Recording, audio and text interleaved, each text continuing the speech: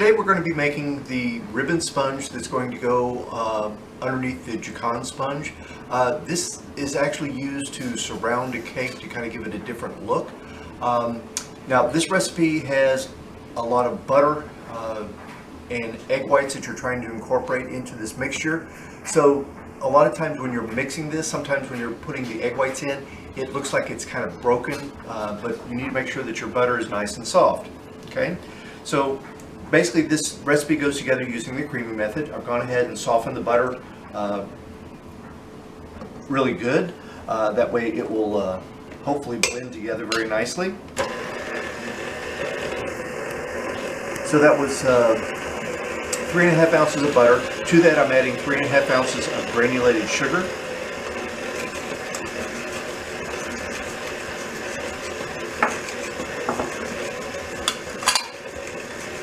And when this gets creamed together really well, you want to make sure that the sugar is blended in with the butter nicely.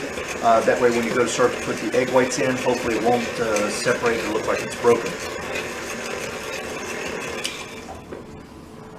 Give it a little bit of a scrape down.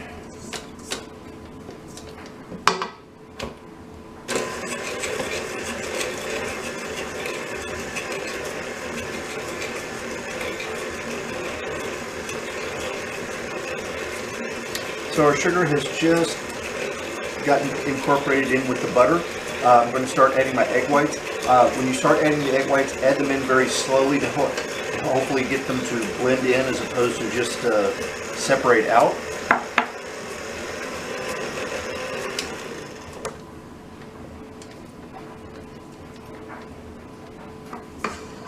And of course my first addition of egg just kind of popped right on top.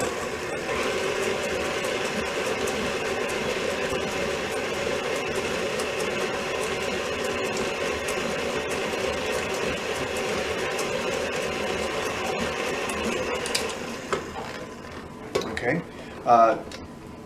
seems to be going pretty well. I think I've got it incorporating into it without it separating out. So let's continue adding our eggs to that.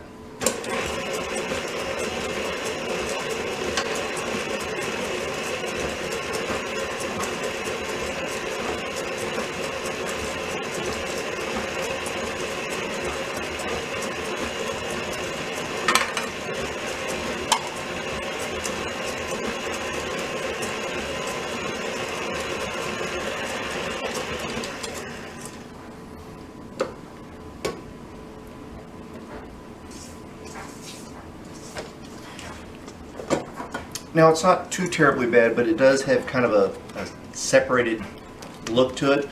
When you add the flour to that, it'll all come together. But as long as your butter is fairly soft, it should mix in fairly easily. The flour that I'm adding in is cake flour, and it's 3.8 ounces.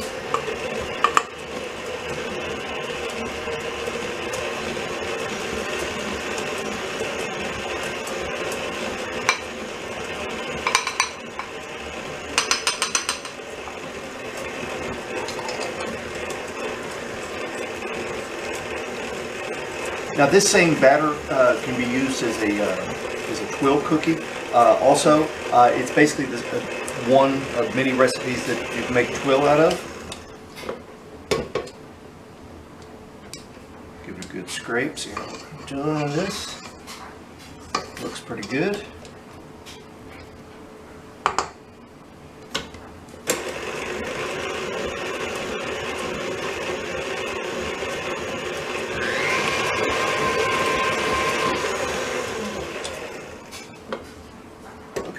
That mixed together pretty well. Now with this, if you wanted to make a chocolate version of the same recipe, you would simply just take out some of the cake flour that goes into it and replace it with some cocoa powder. This small recipe, you do like 0.8 cocoa powder. That'll actually make it dark enough. Today I'm actually going to be doing some colors with these, and then we'll get them mixed and put on a silk hat mat, and then we'll put the Jacon sponge on top of that. The ribbon sponge batter that I just made, I've split it up into 3 different bowls. I'm going to, or I did put some color in.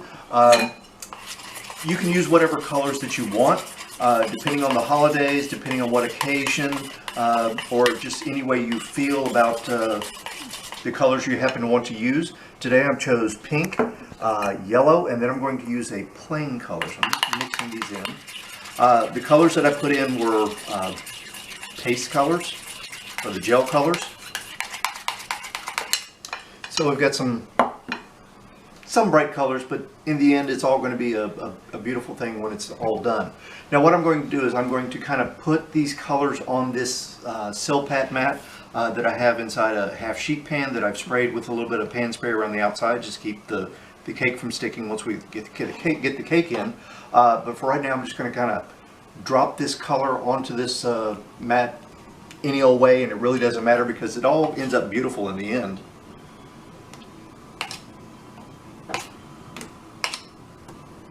Just kind of spread it out. Be careful as to how much you put on because you don't really need to have this that thick. In fact, the thicker it is, sometimes that works against you.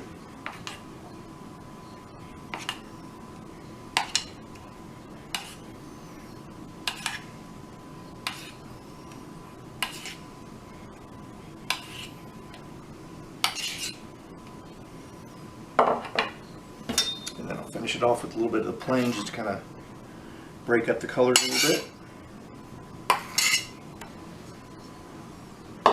Okay, it looks kind of a mess now, but all I'm going to do is I'm just going to spread this on the sheet pan, and the colors are going to kind of mix together, make kind of an interesting design. Every time you do this, they're all going to be slightly different, and that's okay. It always surprises me when I have the students do this, the colors that they choose, and the designs are always very different. The videos that I've sent out, there are some really interesting ways of doing colors on the mats also, but this is just kind of a quick and easy method. So once you get that spread on there, you can either leave it like that, or you can do some kind of interesting things with it, and this is where you get into your inner child and do some finger painting on this. So sometimes I like to kind of just do some designs on it.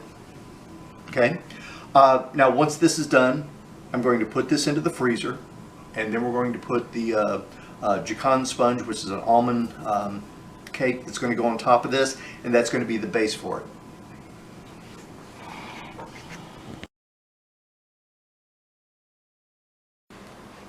Jacon sponge. This is the sponge cake that we're actually going to be putting on top of that ribbon sponge that we did earlier. That's the one that had all the different colors to it. This is a fairly dense almond cake. It has a beautiful flavor to it. And to put this together, we're basically going to start off with 3 ounces of sugar. I have 3.5 ounces of finely ground almonds or almond flour. It's really important that this be really fine. I've done it with ground sliced, or tried to grind up my own sliced almonds, and it makes it kind of a weird texture. So the really fine almond flour works best. Okay. To that, I'm also going to be adding in 1 ounce of cake flour. Now this recipe goes together kind of funny, but basically I'm going to be mixing this, the dry ingredients together, and once they get mixed together, I'm going to slowly start adding in the whole egg to this. This is approximately 4.75 ounces of whole eggs. And I'm going to start adding to this mixture fairly slowly because I'm just trying to loosen that mixture up a little bit and kind of get it a little bit wet.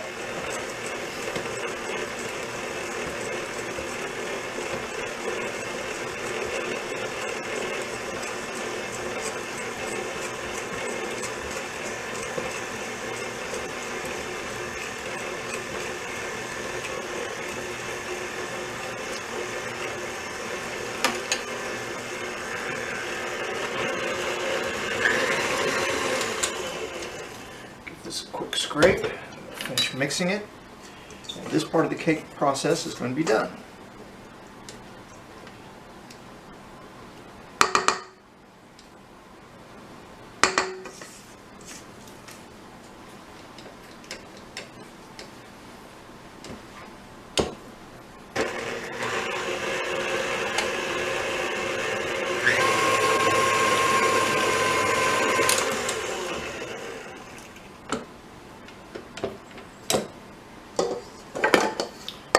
As you can see, this is kind of a light or kind of a dark yellow color.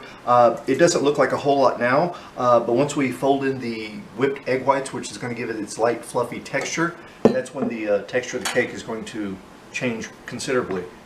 This is just kind of the base.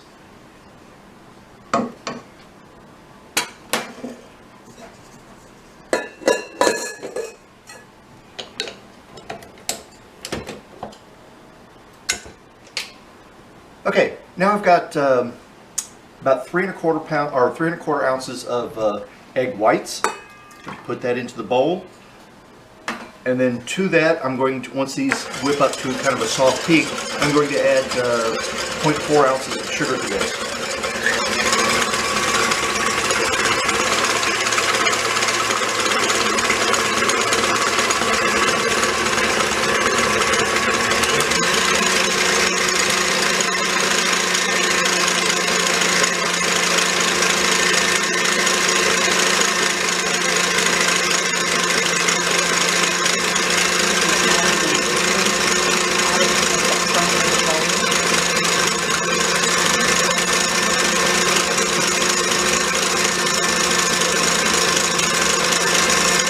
Okay, as these are whipping up, they're starting to soften up a little bit now. I want to bring these to more or less to a soft heat before I add the sugar to it.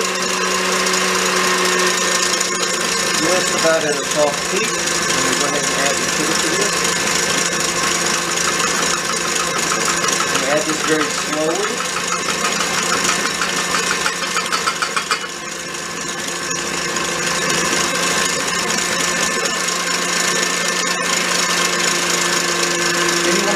They become fairly firm, but they don't want to be a dry cake. You want them to be fairly firm and sort of moist with the egg.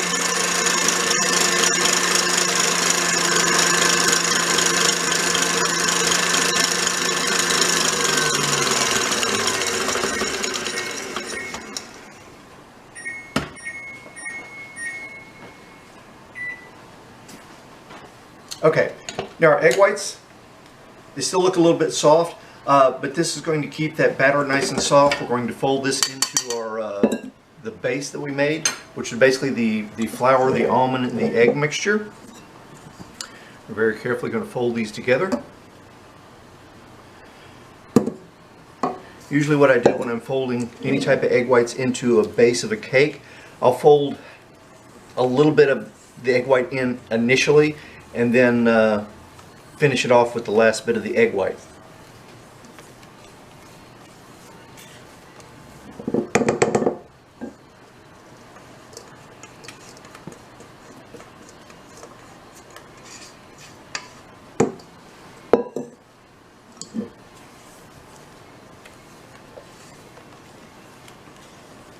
I'm kind of going around the outside of the bowl and then up through the center.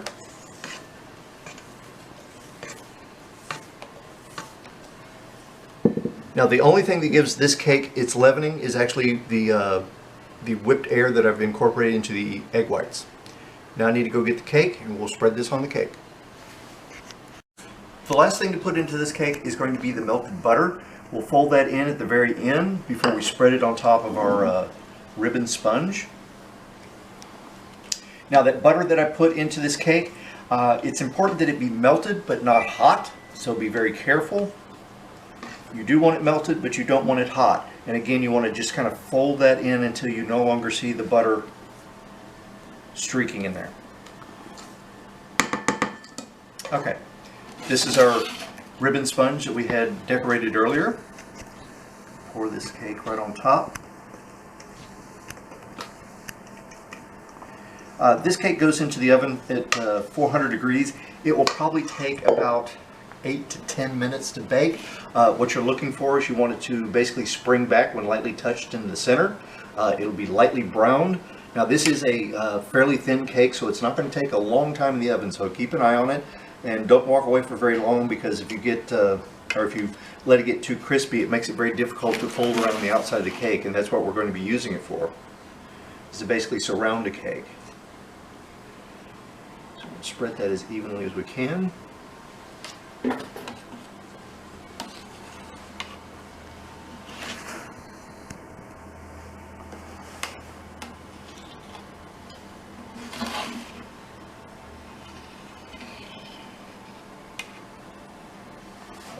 right, we're ready to go into the oven.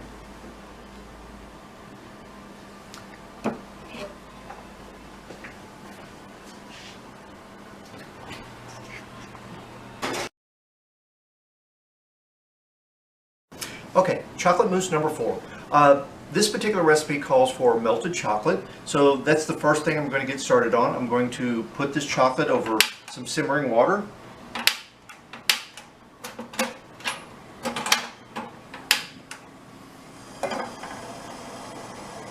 And then while the chocolate is going to start melting, I'm going to go ahead and whip my egg whites. Now, most people do not have 2 mixers. So if you only have 1 mixer to work with in your kitchen, you can make chocolate mousse with the 1 mixer in the 1 bowl. If you whip the egg whites first, put them into a separate bowl once they've been whipped, and then whip the cream in the same bowl with the same whip. That way you're not really concerned about having to clean the bowl since they're both going into the same product. Okay? So I'm going to go ahead and put my egg whites into my mixing bowl and start those. When you first start off mixing egg whites, you want to mix those at a relatively low speed just to kind of get them broken up a little bit. And then you can increase the speed once they start to break up a little bit. Chocolate seems to be melting fairly quickly. It's kind of warm and the chocolate was kind of soft. As you can see, the chocolate's getting pretty close and melting very quickly. Okay, so I'm going to go ahead and ramp up the speed on my egg whites. When the egg whites reach a soft peak, that's when I start adding the sugar very slowly to the egg whites.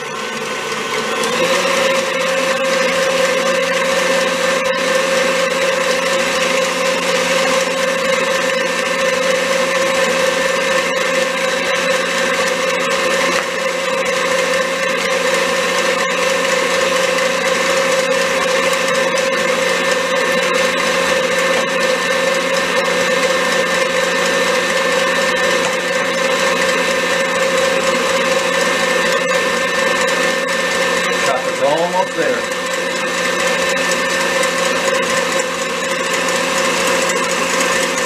Egg whites are starting to foam up a little bit. They're not quite to a soft peak yet, so I'll give it a little bit more time.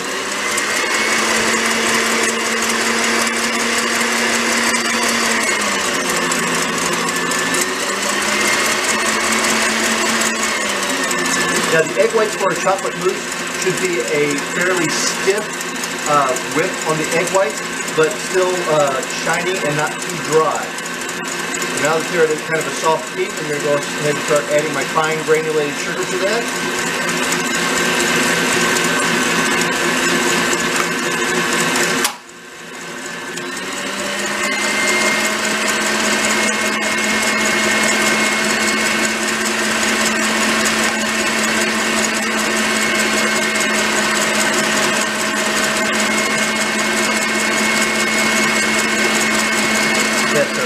See how we're doing. Seem to be holding a peak.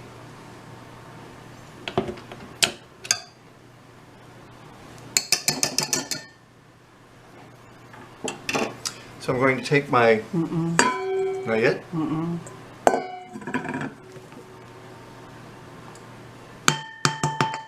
Okay, just a little bit more then.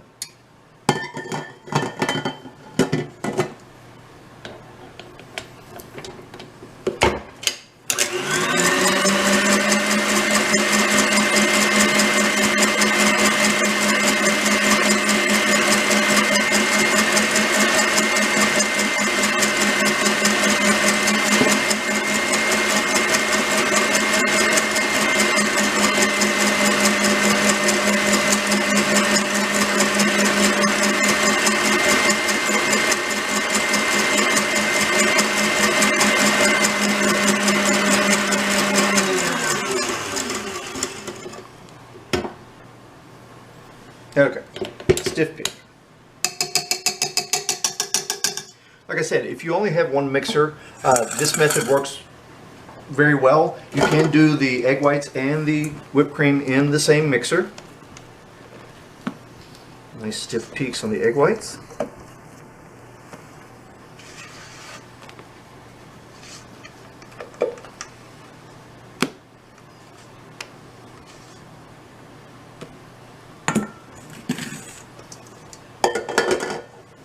Now in the same bowl, same whip that I used before, I'm not even going to clean it. I'm going to go ahead and whip up my whipped cream.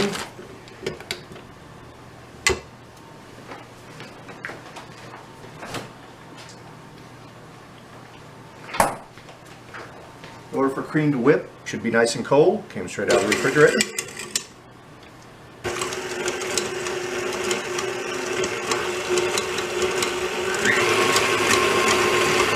Now whipped cream, as you're whipping it, if you try to increase the speed and try to whip it too fast in the beginning stages, it'll actually just start throwing the whipped cream all over the kitchen. So you can start it off at kind of a medium speed to keep it from splattering all over the kitchen. Once it starts to get a little body behind it, then you can actually start to increase the speed and keep it from going all over the kitchen.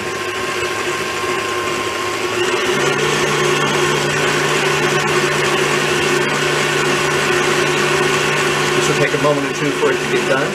In the meantime, the chocolate that we had completely melted, fairly smooth. This particular recipe has 4 ounces of chocolate, or 4 ounces of butter added to the chocolate. So we'll go ahead and mix that in now. The cream is coming up. And we want to keep this stirring, that way the butter blends in with the chocolate. Not melted.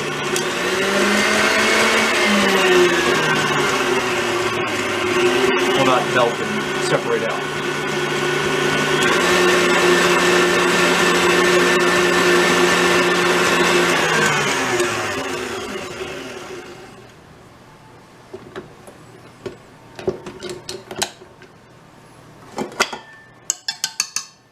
Our cream is nicely whipped. Nice peak on that. Now I have found when I'm mixing, or when I'm making chocolate mousse, you want to make sure that you have all ingredients together before you start putting it, like you want to have the egg whites done, you want to have the whipped cream whipped before you really start mixing everything together, such as the egg whites into the chocolate, or the egg yolks into the chocolate. When you're using the eggs for a chocolate mousse, the eggs really should be a pasteurized variety, whether it's pasteurized in the shell or the pasteurized cartoned egg whites. It's just a safer product for you to use, especially if you're not sure who your audience is. It's a safer product to actually serve. So get the butter melted into that, or blended into the chocolate, and then we'll start folding everything together.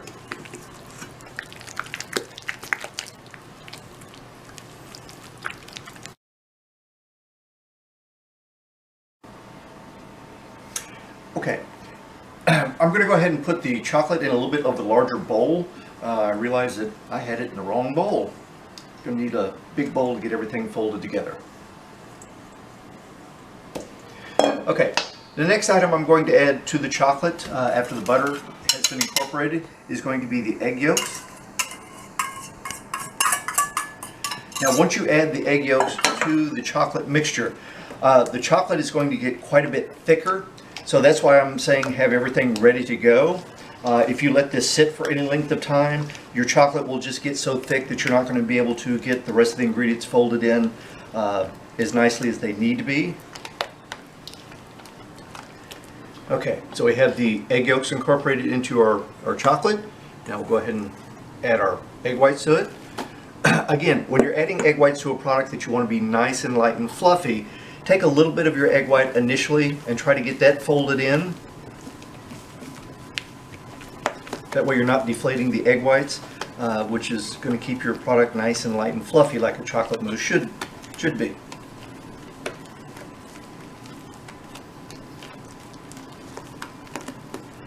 And at this point you can kind of use it just a little bit to get those egg whites incorporated. This lightens up the whole mixture.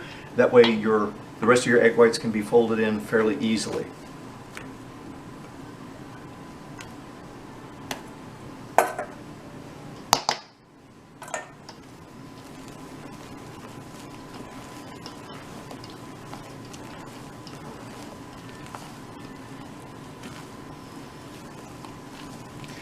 as you're folding this together, the last thing that you fold into any product that has egg whites and heavy cream that has been whipped into any product, you always want to fold in your heavy cream last. Heavy cream, if you over whip it, will basically turn into kind of a, everybody says it turns into butter, but it just starts to get lumpy, and you don't want that to happen. That'll cause your mousse to have kind of a strange consistency to it. So your whipped cream is going to be the last thing that you're going to fold in.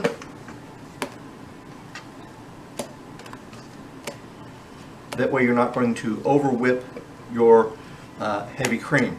Yes, the act of folding, even though it's very slow, will cause that cream to turn into butter if you over fold it.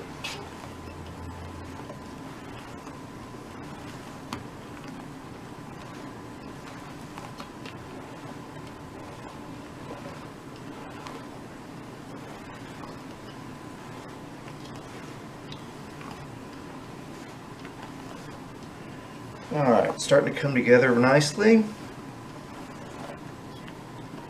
Nice uniform color. I don't see any streaks of white in there anymore. At this time, this chocolate mousse is basically done. It's ready to be refrigerated, and as it gets colder under refrigeration, it'll actually pick up a little bit more body and actually get a little bit thicker. But after it's made, it's still got a nice consistency to it. Chocolate raspberry mousse cake. This one we're going to surround with a Jacquard sponge. The first thing we're going to do today is we're going to cut the actual chocolate sponge cake that we made earlier. Most cakes are always going to have a little bit of a dome on top, so I'm just going to go ahead and take care of that dome by cutting it off. So I'm going to take my knife, I'm going to very carefully cut that dome off. That way I have nice flat pieces of cake. Any cake that you have cut away, this is what you use for cake balls or rum balls or any number of things you can do. This cake I'm going to cut into 3 very thin slices. So you want those to be cut as evenly as you can. When I'm cutting a cake, usually I use a cake turntable, but since most people don't have one, I'm just going to cut this cake. I'm going to estimate about where the top third is. As I'm sawing through this cake, I'm just going to cut the top third of it off, being very careful to keep the knife parallel to the work surface. Okay. Now, if you're not real good at cutting cakes, in other words, if you cut it kind of up and down and up and down, what you could do to make sure that all of your cakes line up properly is to give yourself a little bit of a reference on the side of a cake. That way, even if you've got an up and down or a wavy pattern to it, as long as you line those up, it will always stay the same. So I'm going to go ahead and cut that last piece in half.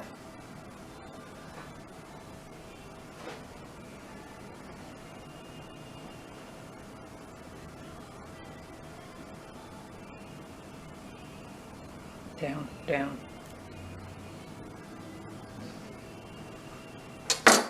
How'd we do? A little off. But anyway, as long as you have that reference, you can get these lined up in there, and your cake, when you put it together, will line up. Now, as I'm building this cake, the part of the cake that was actually sitting on the bottom of the cake pan, I'm going to use that as the top of the cake because it's nice and flat and nice and squared off. Okay? So right now I'm just going to set this off to the side, and then we're going to start dealing with the Jacquard sponge. Jacquard sponge. For the Jacquard sponge, after we've baked it, as you can see, it's lightly brown on top, and this is not the pretty side. The pretty side is actually the opposite side. So to get that pretty side exposed, we're going to put a little bit of powdered sugar on the top of this cake, and then we're going to flip it over onto a parchment lined cutting board. That way we can cut the strips that we're going to need to line our cake pan with.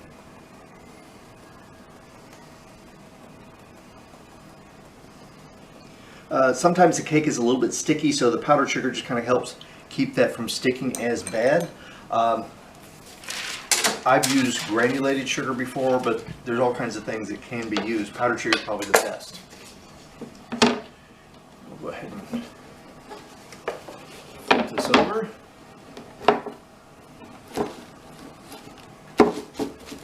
Get hold of the silpat mat that we baked it on.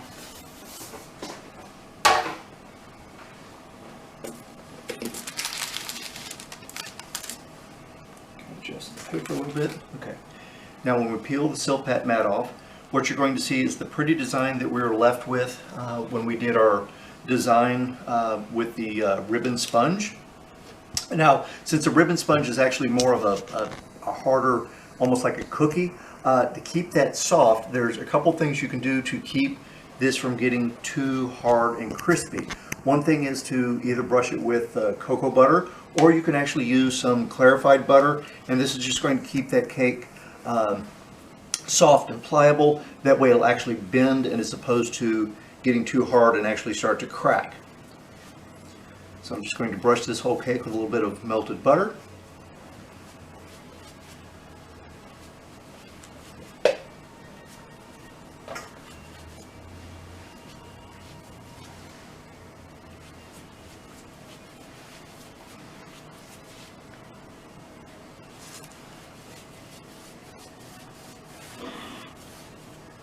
Okay, this cake we're actually going to use to go around the outside of the cake. Then we're going to start building up the chocolate cake inside with the raspberry marmalade and the chocolate mousse inside this. But first we're going to surround the cake with this. That way this is what you're going to see, and then on top you're going to see the chocolate mousse. Now to get this cake lined, this is a 3-inch cake. I've gone ahead and cut some acetate that's 3 inches wide, just to use as a template to cut my strips out of. Now acetate strips can be purchased on a roll at through Amazon. What? Through Amazon. Through Amazon. There's also several other places I'm sure that you can get it from, but Amazon would be one place you can get it from. But I'm just using this piece of acetate as a guide to cut some strips from this cake. So I want to cut off the first one just to get a nice clean edge. We'll use that and cut. I can get it through Cake Deco. Cake Deco, you can get acetate strips from. .com. CakeDeco.com. I'm thinking I'm only going to need 2 of these, but I'm going to cut 3 just to make sure that I've got enough to go around.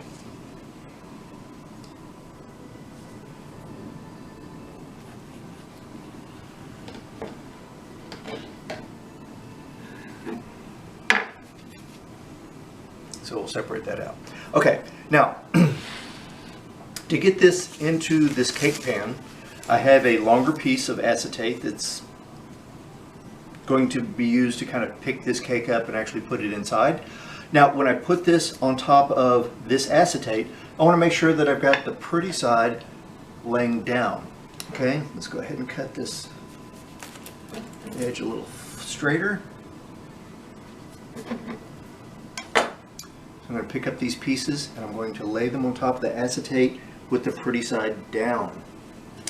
Because this is actually once you wrap it around your cake, that's the part you're actually going to see. Now as different holidays come around, you can base your colors on the different holidays that come up. Easter time, obviously any pastel color will work. Now this acetate has been cut to where it will fit inside this 9-inch cake pan. It's a little bit, can be a little bit difficult to get inside, but you have to kind of work it. As long as you have the cake on the acetate, you at least have some way to actually pick it up. You want to kind of lay this inside your cake pan. And it gets a little funny, but and then once you start laying it in, you want to make sure that you've got the cake pressed up against the side of the cake pan pretty tight. Now you can see the cake actually overlaps just a little bit, and that's okay. I'm going to go ahead and pull the acetate up just a little bit, put the cake in there a little bit tight, and then when I do the cut, I cut through both layers of cake at the same time. That way, even if I'm a little off on my cut, they'll at least line up together because they were cut at the same time. Make sure the acetate's on the outside because we don't want that in our cake. And then when we put that together, your two edges of your cake come pretty close together. Okay. Now inside this cake pan, I actually lined it with plastic wrap first. I've got a fake bottom for a tart pan in here. You could actually put the cardboard pan in there. That way when you go to unmold this cake, the cardboard's already underneath it and you don't have any issues. Okay. So to start putting this cake together, I'm going to clean up this area a little bit, and then we'll bring the chocolate cake out with the mousse. Now that we have the components ready for this cake, I've got some simple syrup, I've got some raspberry marmalade, and I have my chocolate mousse. I'm going to go ahead and start assembling this cake. First thing I want to do is, since this is a sponge cakes are a little bit on the dry side, so I want to kind of moisten that up with just a little bit of simple syrup, just to kind of help moisten that cake a little bit. To that, I'm going to spread just a thin coat of raspberry marmalade onto this cake. Now I'm doing this outside of the cake because I figured if I tried to put it inside that, it would be too deep for me to get a spatula into.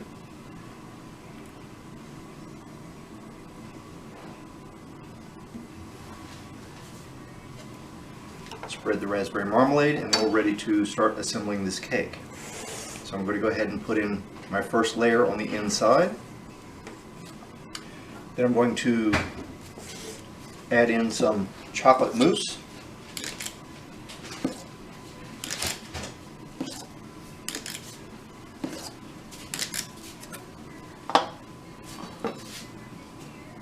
Then I'll go ahead and spread that inside.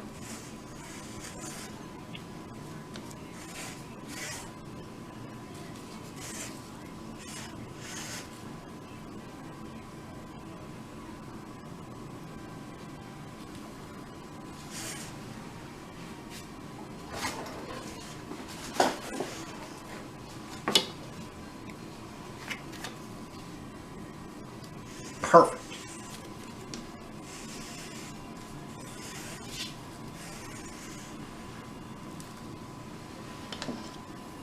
Okay. So our next layer, we're going to do the same thing once again. We're going to go ahead and layer in a chocolate cake layer. Press that down inside. Hit it with a little bit of the simple syrup.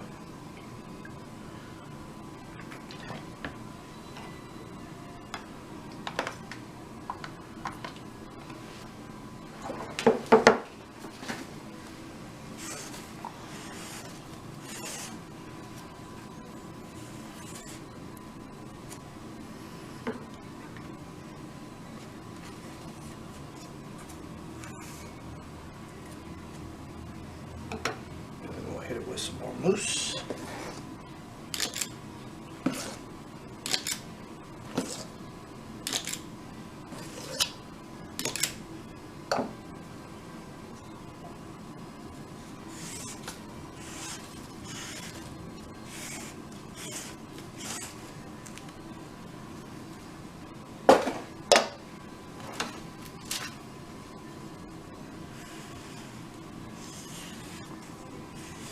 Even it out just a little bit with the spatula or a bowl scraper.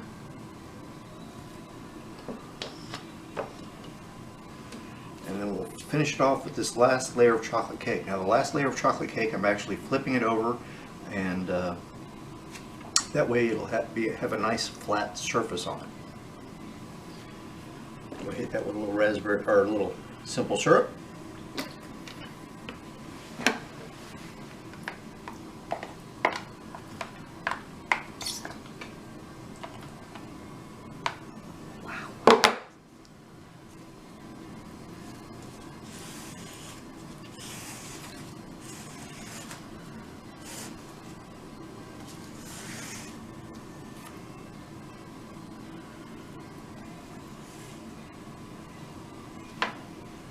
And then we'll top that off with some chocolate mousse.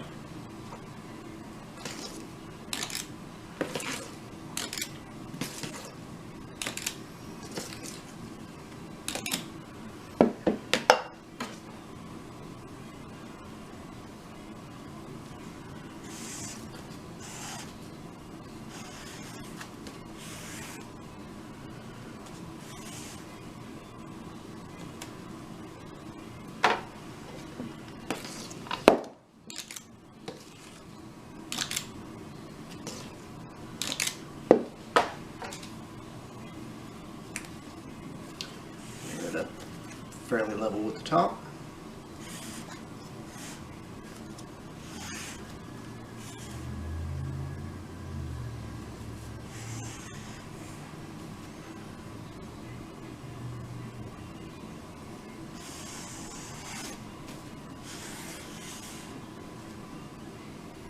Okay.